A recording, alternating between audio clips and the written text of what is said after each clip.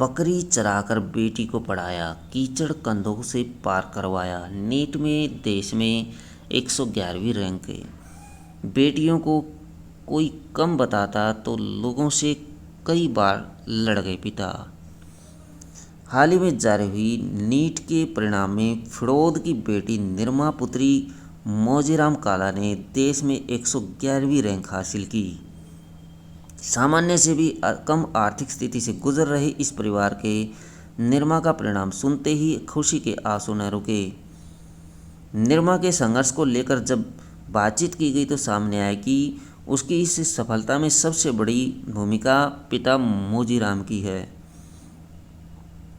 निर्मा ने बिना किसी कोचिंग के यह मुकाम हासिल किया है, लेकिन वह बताती है कि पिता के रूप में भगवान ही उनके साथ हैं।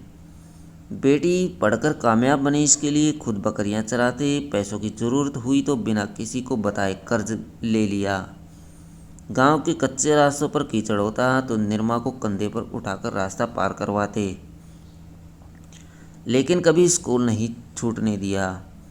रविवार को फादर्स डे है। इस संदर्भ में आज उसके पिता की कहानी को आगे लाया जा रहा है, लेकिन बेटी की पढ़ाई के लिए अपना सब कुछ दांव पर लगा दिया। पढ़िए पूरी कहानी बेटी निर्मा की जुबानी।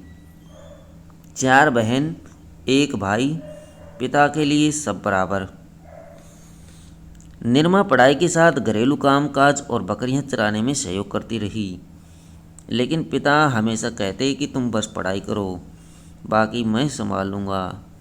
निर्मा बस न्यूरोलॉजिस्ट बनना चाहती हैं।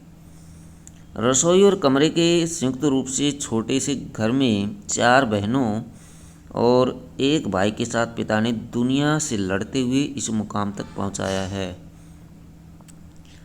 सबको बराबर माना। परिवार कई बार मुश्किल की घड़ी से गुजरा पर पिता ने आँच नहीं आने दी। निर्मा ने जब 10वीं पास की तो ऐसे एकेडमी के संचालक धनराज सोलंकी व गुरुजनों से हाई लेवल की पढ़ाई के बारे में समझाया। उस दिन से नीट की तैयारी शुरू कर दी। परिणाम आया तो निर्मा का सम्मान किया। निर्मा बताते कि पिताजी की आंखों में खुशी के आंसू आ गए थे। ये आंसू पिता के पिछले 15 साल से हम बहनों के लिए किए गए संघर्ष का संकेत हैं।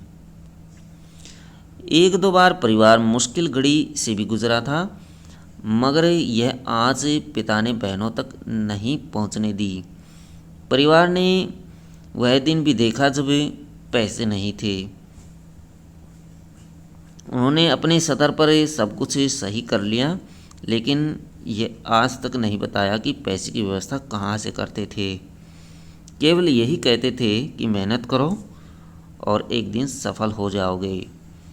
आखिरकार उनका सपना सच हुआ, यह कहते हुए निर्मा भावुक हो गई।